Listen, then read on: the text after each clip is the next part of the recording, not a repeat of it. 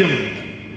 When the first war of independence concluded and we became politically liberated, I think there started a second war of independence, a second war for freedom, a second war for justice, and that is where you find the great quality of the Indian Constituent Assembly and the founding fathers of this country.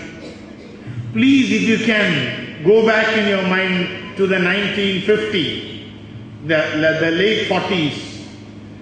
The Indian people were under every conceivable line.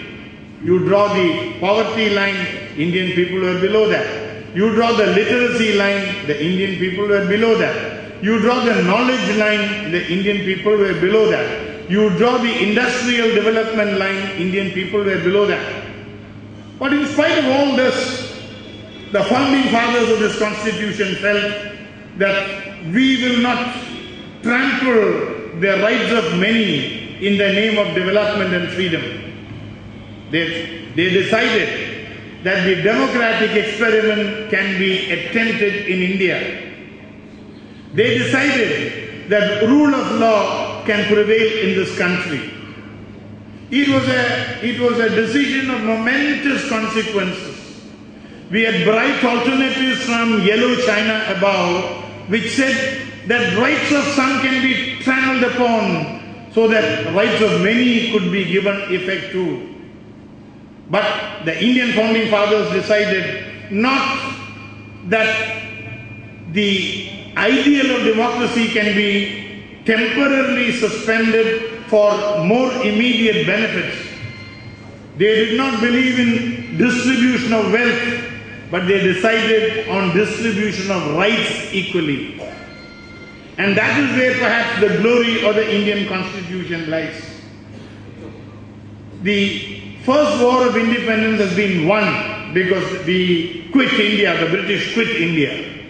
But the second war of independence, I call it the most significant war of independence, the war for justice, the war for benefit to the many underprivileged, that has not succeeded yet. That fight is going on.